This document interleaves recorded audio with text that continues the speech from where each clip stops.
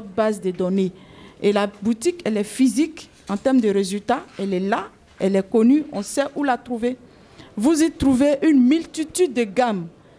Quand vous y arrivez, vous voyez la valeur, le potentiel qui est fait par chaque acteur. Également, on ne s'est pas arrêté là parce que la Covid est venue nous démontrer qu'à un moment donné, on peut être enfermé. Donc, ça veut dire qu'on ne peut pas avoir accès aux boutiques physiques. On s'est dit qu'il fallait créer une plateforme électronique pour pouvoir permettre à ces acteurs-là de vendre leurs produits ou de faire la livraison. Donc, cette plateforme électronique existe. Nous faisons également la formation sur le marketing, la sensibilisation, mais surtout le coaching. En clair, à la faveur de cette Covid, la Chambre nationale d'agriculture s'est donnée, en tout cas comme leitmotiv, d'être plus proche, enfin de développer cette proximité avec ces acteurs. Les connaître d'abord, catégoriser les besoins, et puis voir comment avec les partenaires. Je suis contente d'être sur la même table avec le représentant résident de l'ONUDI, parce qu'on a eu des séances avec ses collaborateurs, mais je suis très heureuse de vous rencontrer, parce que nous avons des propositions, nous avons des besoins à mettre sur la table pour qu'ensemble, on essaie de voir comment on les accompagne. C'est vraiment de façon pragmatique que nous faisons. Et parfois, ça ne demande pas trop de moyens. C'est quand on a fini cet état des lieux qu'on peut maintenant aller vers les partenaires pour avoir les moyens. Parce que je passe sur ce que Citrav a dit. Les fonds qui ont été mis en place, les critères font que ce n'est pas accessible à nous, petits transformateurs. Je termine pour dire, autre proposition concrète. Vous voyez, on parle du mois d'octobre, mois du consommé local. Dites-moi, la CGC même, que je salue au passage, à qui je dis merci tout à l'heure, je disais, on accompagne, nous, plateforme, CGC, CNA, Chambre de commerce et d'industrie, UNEMAF, qui s'occupe du volet foresterie, agriculture, donc vous êtes ressortissant de CNA. Mais ces produits de ces acteurs-là qui sont transformés, qu'est-ce qu'on en fait? Quand vous produisez un produit et que vous-même, vous n'arrivez pas à consommer ou faire consommer aux autres, de quel appui on parle? Commençons par consommer ce que nous produisons. D'ailleurs, cet outil que je porte, mais c'est pour une agrotransformatrice. C'est fait à la main. Donc, je porte mon collier, mais quand je porte ma tenue, je mets aussi la touche du pagne qui est fait à base de coton pour démontrer que c'est possible. Parce qu'on a vu ici que les frontières ont été fermées. Tout ce qui vient de l'autre côté ne pouvait pas arriver. Allons-nous mourir de faim? Ou allons-nous rester là à attendre autre chose? Non. Comme le modérateur l'a dit, il faut réfléchir autrement. Mais la solution se trouve d'abord avec nous-mêmes, agrotransformateurs. Et ensuite, l'élément clé, c'est que moi, en tout cas, au nom de la Chambre d'agriculture, du président que nous représentons, nous pensons que une partie de la solution se trouve avec nous-mêmes, agrotransformateurs. Il suffit simplement de cultiver la solidarité. Parce que être entrepreneur, c'est partager les risques. En Côte d'Ivoire, on dit on entreprend, mais on préfère être vraiment cloisonné. On pense que quelqu'un va venir prendre mon plan ou bien mon emballage. À la boutique paysanne, c'est vraiment la solidarité pour la recherche d'emballage, pour la recherche d'accompagnement. Ce n'est même pas encore parfait. On invite tout agrotransformateur à venir pour construire, pour co-construire et pour proposer quelque chose de concret pour notre propre survie. C'est de ça qu'il s'agit. Donc, si on arrive à consommer ce que nous produisons déjà, ça va être une solution. Les agrotransformateurs pourront avoir des ressources pour payer leur propre formation. Les agrotransformateurs pourront avoir des ressources pour faire un pas avant que l'État même ne vienne.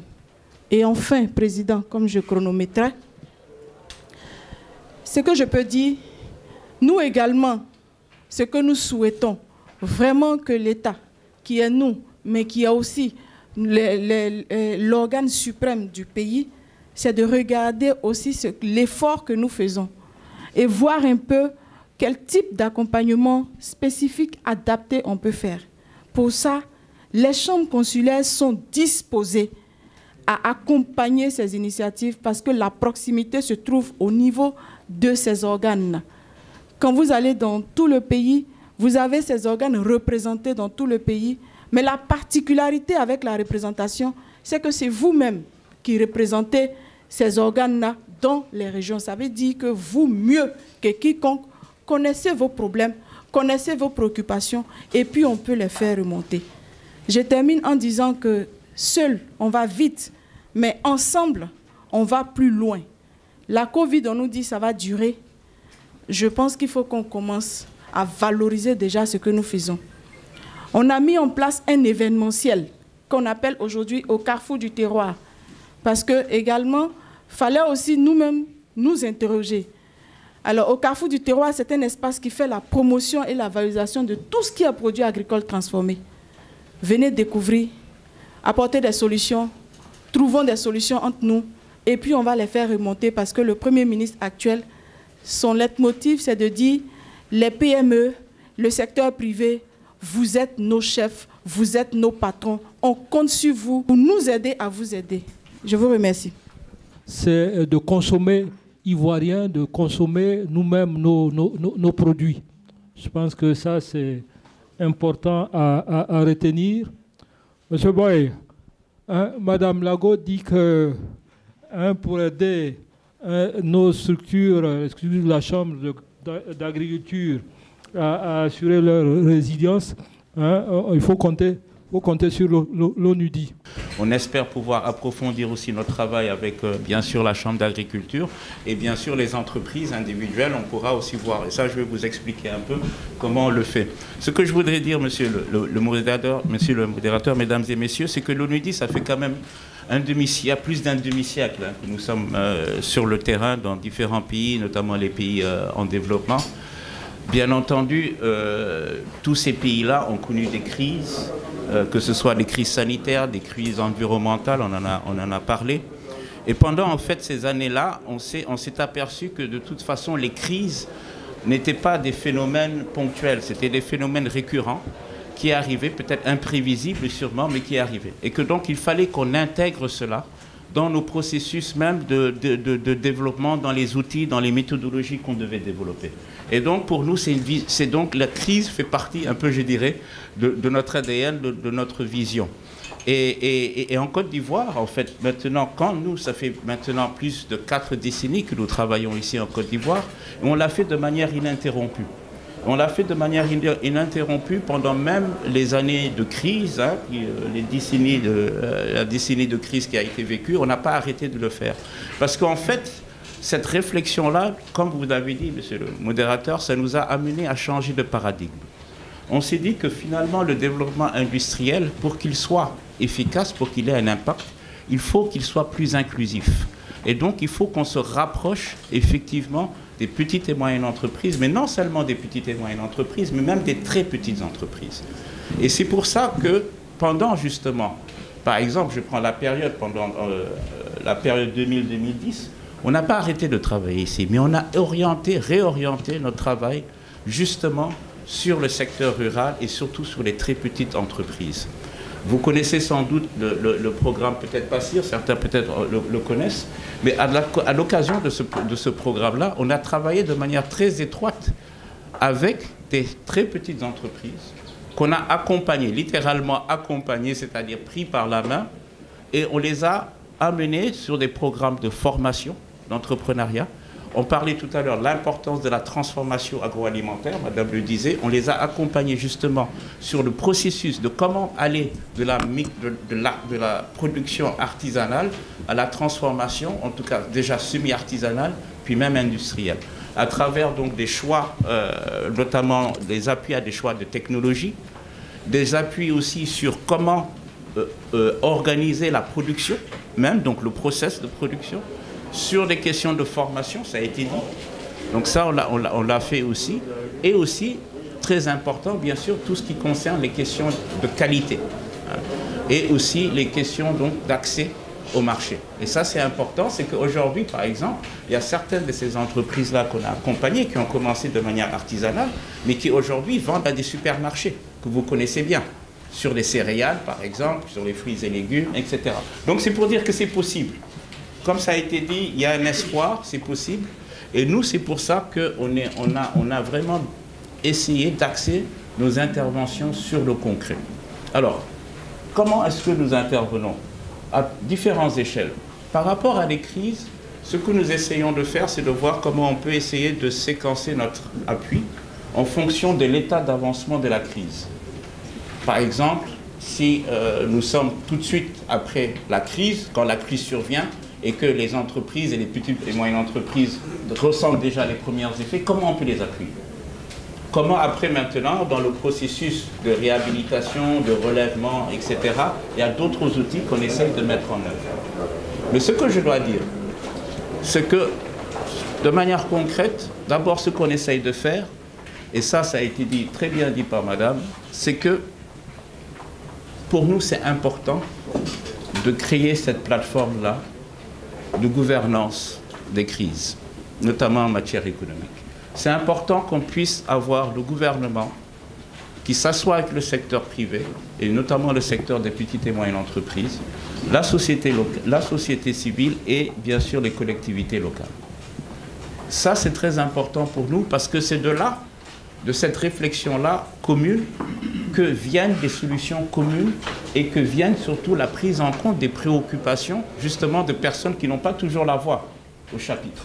Comment, si par exemple certains instruments n'ont pas fonctionné pour les petites et moyennes entreprises, c'est peut-être parce qu'elles n'ont pas été suffisamment écoutées et qu'il n'y a pas eu les plateformes ou en tout cas le mécanisme pour faire en sorte qu'elles soient écoutées. Donc nous, on appuie donc les États à mettre en place ces types de plateformes-là pour pouvoir concevoir comment on peut justement arriver à des solutions consensuelles pour affronter une crise. Autre dimension, c'est au niveau méso. On appuie aussi, on a appris que c'était très important aujourd'hui d'appuyer des structures intermédiaires telles que justement les chambres consulaires et par exemple les instituts techniques tels que I2T, parce que c'est elles qui, en fin de compte, sont en contact, comme ça a été dit, directement, en contact direct avec les entreprises. C'est elles qui ont les leviers pour appuyer les entreprises. Donc, qu'est-ce qu'on fait avec ces structures intermédiaires? On leur procure des outils notamment pour, comme ça a été dit par M. Angaté, par exemple le COMFAR. Alors le COMFAR, c'est un outil qui permet aux entreprises de faire une évaluation économique et financière de leurs projets. C'est un outil qui est reconnu aujourd'hui par même les banques et les institutions financières internationales. Mais concrètement, ça veut dire quoi? Ça veut dire qu'aujourd'hui, une très petite entreprise n'arrive pas à avoir accès au financement. Or, souvent, le financier va dire, mais c'est parce que bon, le promoteur n'a pas présenté un bon projet, voilà, des projets. Et donc, cet outil-là permet justement au promoteur de pouvoir améliorer, en tout cas son projet, de pouvoir améliorer comment on appelle ça, la faisabilité économique, financière du projet et donc faciliter effectivement cet accès. Donc ça, c'est quelque chose qu'on procure donc et qu'on donne aux organisations intermédiaires, mais il y en a d'autres, notamment la formation, tout ce qui est formation, etc. Et troisième niveau, c'est bien sûr l'appui direct aux entreprises, comme ça a été dit. Alors, on a développé vraiment un certain nombre d'outils que peut-être je pourrais nommer rapidement pendant la séance des questions-réponses, mais on fait des programmes. Déjà, ce qu'on fait, c'est qu'on fait un diagnostic d'entreprise. C'est-à-dire, aujourd'hui, pendant une crise, on voit l'entreprise, par exemple, de monsieur, on va la voir, on dit, voilà, quel a été le principal problème que vous avez eu à vivre? On identifie le problème. Après avoir fait ce diagnostic, on fait un plan de mise à niveau. Donc, ce plan de mise à niveau, on dit, voilà, quelles sont les solutions que nous préconisons par rapport à ce que vous avez eu à subir au niveau technologique? Est-ce que votre personnel a besoin de formation? Est-ce que sur les questions de qualité, il y a des choses à faire? Est-ce que sur la question d'accès au marché? Bref, il y a un ensemble d'outils, de programmes, il y a un ensemble de plans. On fait un plan donc, de mise à niveau.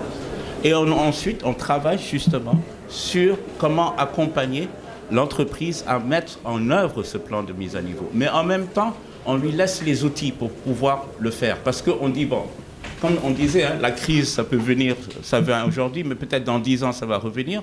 Comment est-ce que l'entreprise va réagir? Donc, on lui laisse vraiment, on les forme, on leur laisse les guides. Et donc, c'est pour ça qu'on a élaboré un certain nombre de guides que je pourrais énumérer. Mais le dernier qu'on a élaboré, là, c'est un guide spécifique pour les très petites et les petites entreprises sur la crise de la Covid. Et comment passer justement, comment assurer la continuité des affaires et aller progressivement donc, vers le relèvement. Donc ça, ce sont des guides pratiques qui existent, qu'on peut partager et qui peuvent aussi être partagés avec les organisations intermédiaires pour qu'elles aussi puissent produire cela. Tout à l'heure, Madame a posé un problème qui était très important, c'était la question de la solidarité. Et ça, c'est quelque chose aussi qui nous tient à cœur. Et la crise nous a effectivement enseigné qu'il était important pour la Côte d'Ivoire de renforcer son secteur de transformation agricole encore plus. Et elle a le potentiel, bien sûr, pour le faire. Mais il faut qu'elle le fasse encore plus pour pouvoir justement résister encore aux différents chocs extérieurs qui vont venir. Et pour cela, M. Angaté l'a dit tout à l'heure, on est en train de travailler avec le gouvernement sur comment organiser ce que nous appelons, nous, les clusters d'entreprises et de petites et moyennes entreprises, notamment dans les zones rurales. C'est de voir comment on peut essayer de regrouper des très petites entreprises qui sont peut-être pas, parfois qui peuvent être dans la même chaîne de valeur, ou parfois qui peuvent être dans une chaîne de valeur, mais faisant des activités complémentaires. Comment les regrouper, comment les organiser, comment les doter d'outils qui vont leur permettre de produire beaucoup plus et de produire des produits donc, de meilleure qualité. Donc ça aussi, c'est un outil, je dirais, d'appui collectif pour les très petites entreprises que nous mettons en place et nous allons travailler donc avec le gouvernement là-dessus. Ce que je voudrais dire, monsieur le modérateur, mesdames et messieurs, je ne veux pas être trop long, juste pour conclure, et bien sûr je reste à votre disposition pour répondre aux questions, c'est que, si je puis dire la bonne nouvelle, c'est qu'on va essayer, on est en train en ce moment d'élaborer avec le gouvernement de la Côte d'Ivoire et le secteur privé, la CGC est très engagée là-dessus aussi, sur un programme que nous appelons le programme de partenariat pays, que M. Angaté a bien voulu relever. L'objectif de ce programme, ça va être justement d'accompagner le PND 2021-2025. Et nous avons prévu, donc l'idée c'est de voir comment on va appuyer la Côte d'Ivoire à mettre en œuvre son industrialisation, comme je disais, inclusive et durable. Pourquoi durable? Parce qu'aujourd'hui aussi, c'est très important aujourd'hui que pour les très petites entreprises, on puisse déjà commencer à réfléchir sur, par exemple, la valorisation des déchets, la promotion de ce que nous appelons l'économie circulaire. Vous faites de la transformation, j'en suis sûr que vous avez des déchets.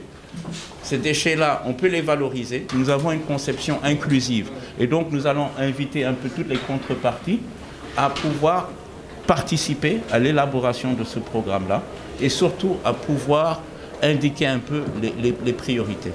Donc je dirais, ce programme-là va nous permettre réellement de voir comment on va rationaliser l'appui, comment on va pouvoir mettre à disposition des très petites et des petites entreprises tous ces outils-là qu'on a élaborés et toutes ces méthodologies-là et tout ce programme. Voilà donc ce que je voulais dire, mesdames et messieurs, et puis surtout vous dire que vraiment on est très heureux d'être ici, d'avoir eu le privilège de vous écouter, d'écouter tout le monde, et vous dire que nous sommes tout à fait prêts à travailler sur ce partenariat-là. Merci. Merci bien, M. Mboye. Moi, en tant que modérateur, on nous a indiqué les résultats que nous attendions de ce panel-là. J'avoue qu'après avoir entendu M. Mboye, je pense qu'on est allé même au-delà des résultats que nous attendions. Hein? Il a annoncé de très bonnes nouvelles. Il a annoncé sa disponibilité à entretenir à établir plutôt des partenariats avec des structures, avec vous. Hein, je pense que ce ne sont que de très bonnes nouvelles. Moi, c'est M. Théa Jacques. Je suis du patronat de la Guinée. Ah, d'accord. Maïmouna Djoubaté. Maïmouna. Ok. C'est la présidente des patronats agriculture, élevage et environnement FEPAE. Troisième nom, ça. Monsieur Nguessan Joël, bienvenue. Nguessan Joël, bienvenue. Nguessan Joël. Oui, oui. Ok, il reste Madame Amoussou. Amoussou. Secteur privé. Le premier, je voudrais m'adresser à vous Parce que généralement, en vous écoutant, j'ai l'impression que l'Afrique, c'est les mêmes choses, c'est les crises énergétiques. Et même, je voudrais vous demander, est-ce que dans cette crise, malgré qu'il y a eu ces crises-là qui sont réalisées en Côte d'Ivoire comme dans les autres pays, quel a été votre apport dans votre organisation pour pouvoir aider les plus petits, les plus faibles qui n'ont pas eu la chance d'avoir ces crédits dont l'État a eu à mettre en place? Puisque vous, en tant que structure un peu évoluée, comment dirais-je, qui avait la capacité... Ok, ça c'est la première question. C'est l'unique question. La deuxième... Oui, s'il vous plaît. Hier, dans l'exposition de Jacques, l'expert, disait qu'il va y avoir des crises. Donc quand ces crises climatiques-là vont avoir lieu réellement, c'est surtout le côté agriculture, qui vont beaucoup souffrir. Est-ce que déjà vous commencez à préparer les acteurs de ce secteur à se préparer par rapport à l'éventuelle crise qui est déjà en route, puisque réellement, j'aurais appris même que la Côte d'Ivoire n'a pas l'habitude d'avoir de la pluie au mois d'octobre, mais cette fois-ci, il y a eu de la pluie. Ça veut dire que ça a commencé. Quelles sont les mesures que vous mettez en place pour pouvoir déjà préparer en amont l'arrivée de cette crise? Troisième question. Madame, par rapport à votre exposé, vous avez parlé beaucoup plus, puisque vous êtes de la Chambre d'agriculture, aux acteurs de la transformation. Vous comprenez? Mais pas les acteurs de la productivité. Parce que pendant cette crise, si les transformateurs ne travaillent pas, ça veut dire que la production, ça va jouer sur la production, puisque la grande partie de la production vont pourrir, puisqu'il n'y aura pas d'acteurs pour venir prendre, aller transformer. Qu'est-ce que vous avez fait par rapport à cette période de crise en partant vers les producteurs, puisqu'il y a eu des producteurs? Mon frère, je vous en prie, vous avez parlé tout de suite là de votre entité où vous avez 100 travailleurs. Vous comprenez? Mais vous n'avez pas exposé comment vous avez pu résister pour ne pas relicencier les 100 travailleurs par rapport à cette période de crise. Vous avez parlé de vos apports par rapport à la formation et ainsi de suite, mais comment vous avez pu résister pour que nous autres, nous puissions avoir des expériences par rapport à votre résilience? Je vous remercie. Ok, merci bien. Pour assister à votre panel, puis c'est le domaine là, c'est le domaine que vous avez parlé là, ça c'est mon domaine, et puis beaucoup d'expériences que j'ai eues ici, je n'ai pas eu depuis que j'ai commencé à travailler. C'est pour cela que je suis très contente de vous voir. Moi, c'est une question seulement que je vais vous féliciter pour avoir de me donner des idées avec mon domaine. Avant tout propos, je remercie déjà les panélistes. Donc, nous sommes dans le domaine de la formation. Je suis membre d'un cabinet de criminologie. Et je pense bien que le représentant de l'ONIDI a touché la question de la durabilité et bien tout ça. Donc, au même moment qu'on pense à la création des entreprises, voilà, est-ce que aussi on pense aussi aux main-d'œuvre? Parce que nous voyons que le système éducatif ne se met pas à jour par rapport à nos réalités. Pythagore a dit, mais les cacaos sont en train de mourir. Thalès a dit, mais les maniocs sont en train de pourrir. Donc, quels sont les programmes qui sont mis en place pour pouvoir préparer ces main-d'œuvre-là qui vont travailler dans les structures qu'on veut construire? C'est ma question. Merci. Ok, merci. Le premier volet est relatif au mécanisme. Je crois qu'il y a 2 ou 3 ans ici, à la CGC, il était question du financement des PME. Et dans le cadre de la crise que nous avons connue, est-ce que, notamment, que ce soit la Chambre d'agriculture ou l'ONIDI, on a eu un retour suffisant pour savoir si les financements ou les mécanismes que nous avons mis en place pour aider les PME, est-ce que ça a été impacté par la crise et est-ce que les PME ont pu bénéficier de ces mécanismes de financement pour développer leur côté industriel?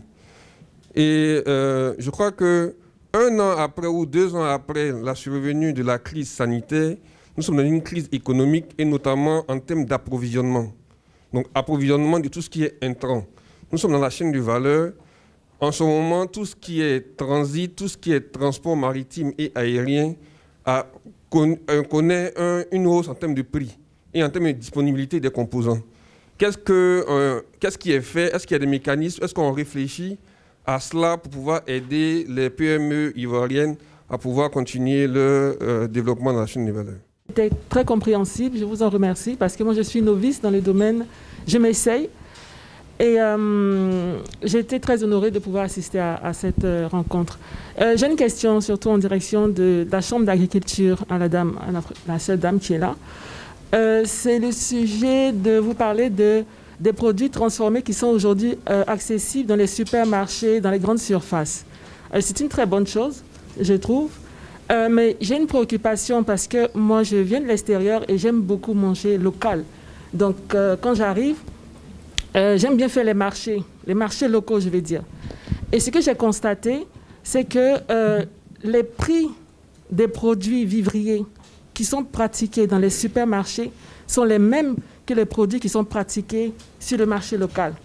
Je trouve ça bizarre, pas normal. Parce que aujourd'hui, qu'est-ce qui me pousserait à aller sur le marché local et à faire vivre les gens sur le marché?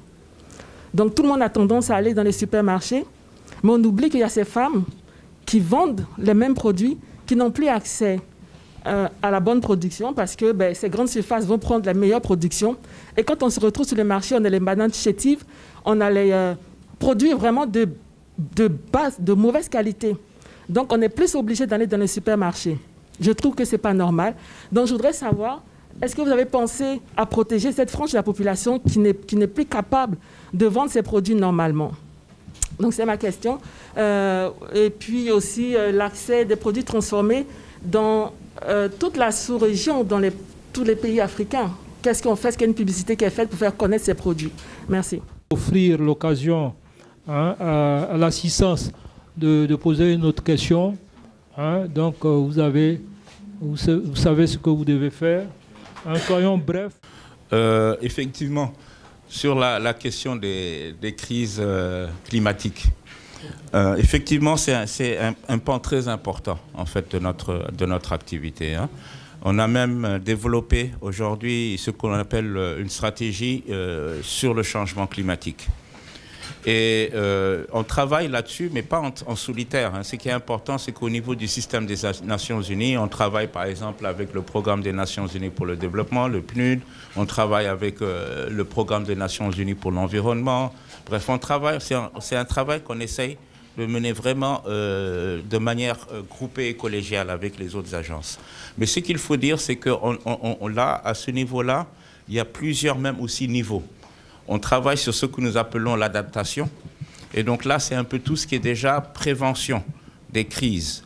Comme par exemple sur le secteur agroalimentaire, comment prévenir comment on appelle ça, appuyer les entreprises, le gouvernement sur les questions par exemple de désertification, sur les questions, on parlait donc de problèmes de forestation, etc.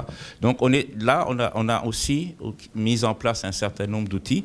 Et maintenant aussi, il y a cette deuxième étape-là qu'on appelle la mitigation. En fait, c'est comment déjà les entreprises qui ont déjà subi en fait ces conséquences-là, comment les aider à se relever par rapport donc par rapport donc aux crises qu'ils ont subies. Donc, il y a vraiment une démarche qui est claire. On réfléchit là-dessus. C'est une démarche qui est construite. Et en plus de ça, on travaille très étroitement aussi avec tous ces fonds verts là que vous connaissez, le Fonds pour l'environnement mondial, le Fonds pour le climat vert, etc.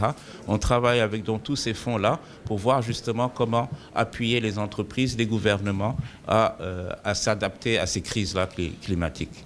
Donc, on a un représentant à Conakry, et je dis ça aussi pour madame, on a un représentant, M. Ansoumane Berthe, qui pourra vraiment aussi vous donner peut-être plus d'informations sur le cas particulier de la Guinée, sur ce que nous faisons là-bas. En ce qui concerne effectivement, M. Nguessan, ce que vous avez posé comme question, c'est essentiel. Pour nous, vraiment, la formation, ce que nous appelons le capital humain, c'est quelque chose de fondamental. C'est-à-dire qu'aujourd'hui, d'ailleurs, même sur le programme de partenariat pays dont je vous parlais tout à l'heure, la première composante en fait, de ce programme-là, c'est justement le capital humain et le genre. Hein, c'est qu'on veut absolument insister. On sait qu'aujourd'hui, nous, de notre expérience qu'on a eue, au niveau des autres pays qui se sont industrialisés, hein, qui sont partis comme nous, des pays qui se sont développés depuis 60 ans, et qui sont partis de zéro comme nous, c'est vraiment le capital humain qui les a amenés justement à être des pays émergents.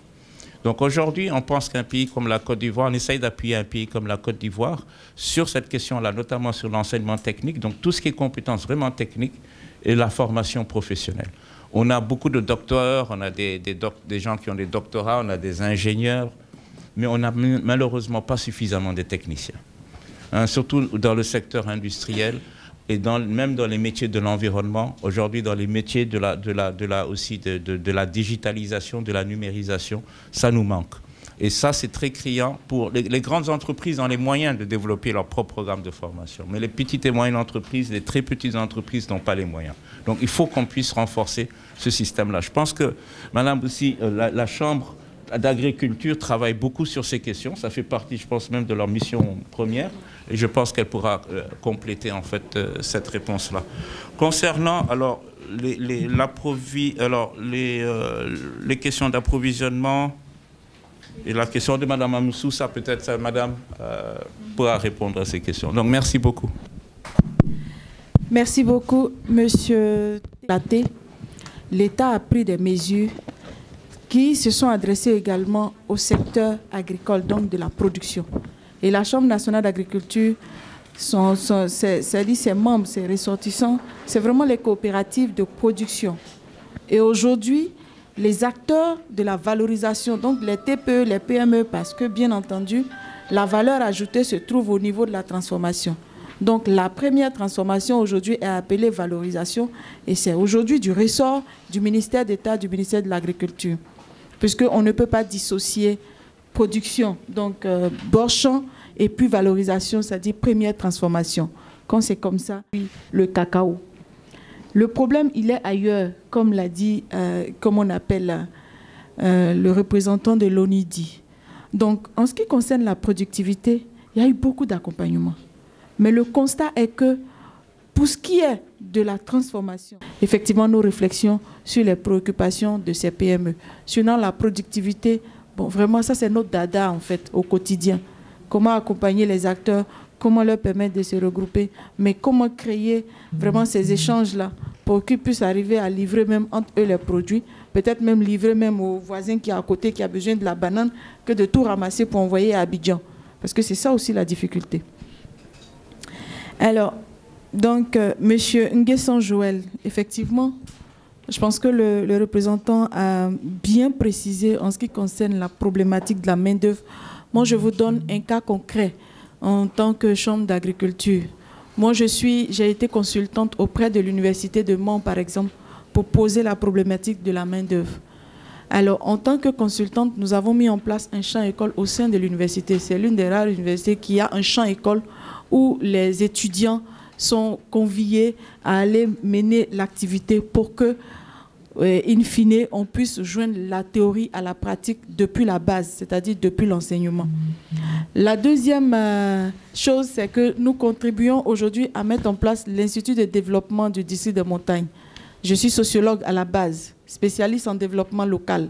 Donc, je me dis que la question de la main-d'œuvre doit commencer déjà par là. Quand on parle de l'université, il faut qu'on change également de paradigme, comme on a dit. Il faut vraiment repenser pratiquement tout. C'est pourquoi on parle de transformation structurelle de l'économie. Mais il faut qu'on se dise que nos populations agricoles sont vieillissantes. Donc que ces jeunes-là, on puisse vraiment déjà les former à la base. Mais en même temps, il faut les inciter aussi à venir à l'agriculture. Si c'est avec la daba et la machette, je pense qu'on n'aura pas de main-d'œuvre.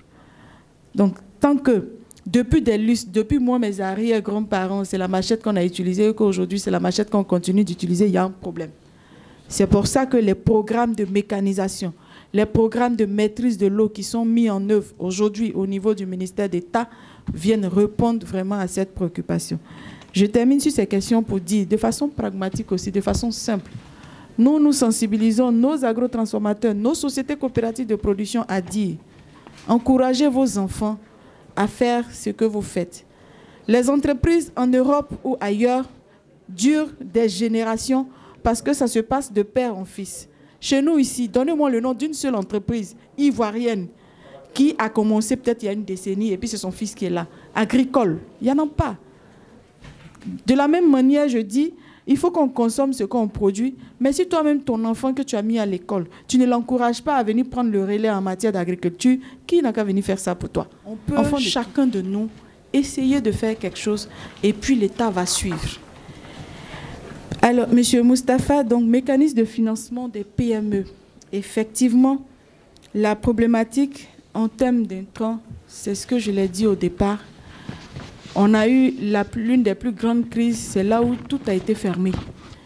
Donc, quand on parle de mécanisme de financement des PME, je vous ai dit également qu'au sorti de l'étude, nous avons touché, parce que la Chambre d'agriculture, les chambres consulaires et la CEGC sont membres du comité de concertation État-secteur privé. Donc, on a touché ce comité pour dire qu'il y a problème. Il y a des mesures qui sont mises en place pour financer les TPE, les PME, mais les conditions font que ces TPE ne peuvent pas avoir accès à ces financements. Ça risque de rester qu'au niveau des grandes entreprises, alors que notre économie est majoritairement basée sur ces petits acteurs. Ça a été revu. C'est pour ça d'ailleurs que Citrave peut avoir la chance de bénéficier, comme KO, je peux citer d'autres structures, mais je vous ai dit que le pourcentage est faible. Nous, on demande qu'il faut faire encore davantage. Et donc, pour ces mécanismes, nous y avons réfléchi, mais c'est vraiment avec l'État. Et les fonds sont mis en place, il y a des critères. Il faut pouvoir les respecter. D'où l'intérêt des programmes, donc des organismes comme l'ONUDI, qu'il faut le diagnostic de ces entreprises et puis voir comment on peut les mettre à niveau pour bénéficier de ces financements-là. Alors, c'est la solidarité qu'il faut mettre en œuvre parce que quand on ne pourra plus importer l'emballage, je prends le cas spécifique de la transformation, quand on ne pourra plus importer l'emballage, quand on ne peut pas même importer souvent les matières premières dont vous avez parlé, il faut réfléchir autrement. Il y a IDT qui est juste à côté.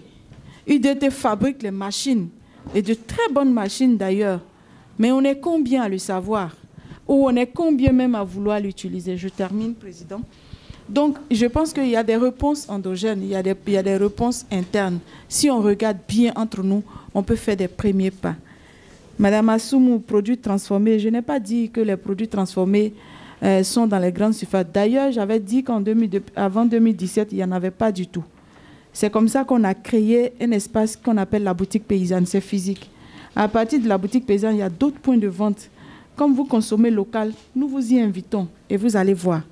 Mais dans ces grandes surfaces, vous voyez que ces produits-là, c'est un coup de main que ces grandes surfaces donnent en termes d'accès ou en termes de créneaux pour commercialiser nos produits. Donc, si réellement on arrive nous-mêmes à consommer, c'est clair que vous allez voir sur le marché de bonnes bananes aussi. Mais comme tout le monde va dans les grandes surfaces, donc on est obligé de prendre et puis aller mettre ça là-bas. Mais la dividende là, ce n'est pas pour nous, ça va ailleurs. Merci beaucoup. L'internalisation des tâches, l'achat en masse de matières premières pour éviter de fonctionner à flux tendu, l'activation de projets restés passifs, par exemple, et aussi, comme je l'ai dit tantôt, la naissance de nouveaux projets relatifs, par exemple, au gel bio ou à la tisane thérapeutique. Alors, donc, merci pour votre question. Je suis content que vous soyez là. Et je profite pour vous dire que nous sommes en train de développer une technologie avec la coopérative Farana, une technologie de transformation de manioc en Guinée. Voilà. Merci. OK. Pour dire que I2T est le partenaire par excellence. Et nous, comme j'ai dit plus tôt, nous fournissons des assistances, l'assistance technique et technologique. Technique, je l'ai détaillé. Technologique, c'est la mise au point de technologies innovantes pour améliorer la production et la productivité. Mais aussi, il faut que les PME ici présentes sachent que nous pouvons soumissionner de façon conjointe. On vient de terminer une batteuse de riz on a donc conçu cette batteuse de riz avec 2 entreprises, 2 PME locales. Et donc, il y a des situations où nous soumissionnions avec les PME pour combler éventuellement leurs faiblesses par rapport aux conditions de ces projets. Alors, je termine pour dire que I2T s'inscrit résolument dans la démarche du ministère de l'Industrie, qui est la promotion du secteur privé. Je vous remercie. On pense que même si on met une demi-journée, on ne peut pas finir le thème. C'est pour ça qu'il y a les B2B, il y a les échanges. Quant à nous, nous avons été très heureux de partager ce panel avec vous. Merci, Président, pour la gestion très, très rigoureuse et pragmatique du temps. Et je voulais dire à tous et à chacun que la Chambre d'agriculture, c'est l'outil vraiment des professionnels. Elle est à votre disposition. Retenons simplement que si chacun fait sa part à son niveau, on va pouvoir vraiment créer l'impact. Regardez cette image, quand vous indexez quelqu'un, il n'y a qu'un seul doigt qui part à l'endroit de cette personne, peut-être même 2. Mais le reste, ça vient à notre niveau. Donc si de plus en plus, chacun y met du sien et qu'on essaie de dire qu'est-ce que je peux apporter, et ensemble, on est solidaires, on peut aider les partenaires comme l'ONIDI, comme l'État, et j'en passe, à nous aider véritablement. Alors, merci beaucoup. Merci à la CGC. Pour toutes les informations qu'ils ont pu nous donner, et bien sûr vous remercier vous, audience ici, pour aussi toutes les questions, les commentaires que vous avez bien voulu faire et aussi pour votre attention.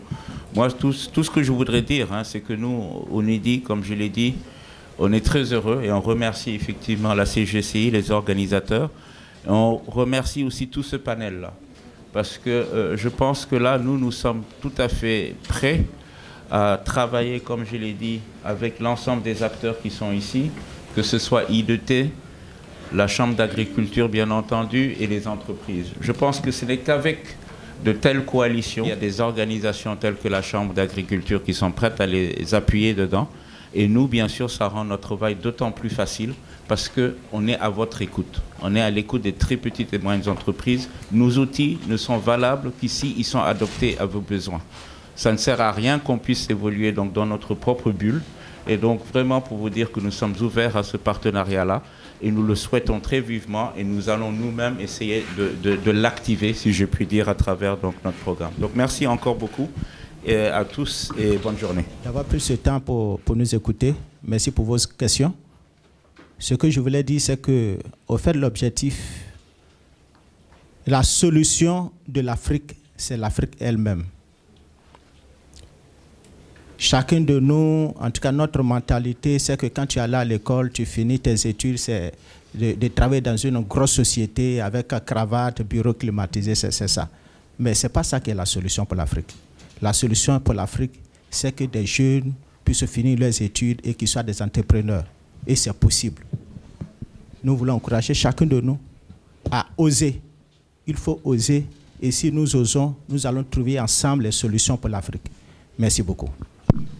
OK. Notre panel, vous convenez avec moi qu'il est... je pense que l'essentiel a été dit.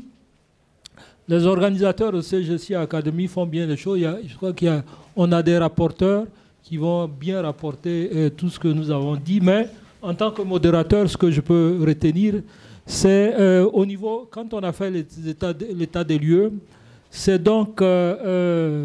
que d'une manière générale, M. Boy l'a dit, les PME, PMI de l'agro-industrie ont résisté aux crises. Ça, c'est sûr. Alors qu'il a manqué d'appui, on a constaté des difficultés dans les chaînes d'approvisionnement, difficultés de circulation, absence même évidemment de création d'emplois, pour ne pas dire même perte d'emploi dans le même temps. En gros, ce qu'on peut retenir des états des lieux. Beaucoup de recommandations ont été faites et on a écouté avec beaucoup d'attention M. Mboye de l'ONUDI pour le partenariat qu'il est prêt à engager avec vous. Il nous a indiqué les appuis que peut apporter l'ONUDI au TPE. Hein. On a insisté sur la mise en place d'une plateforme. M. Mboye, d'ailleurs, a encouragé ça, une plateforme de gouvernance de crise au niveau même des États. On a insisté sur la solidarité. Hein. Et en écoutant M. Mboye, il met à notre disposition, à votre disposition, un certain nombre d'outils, des guides, des appuis, comment il faut monter des projets.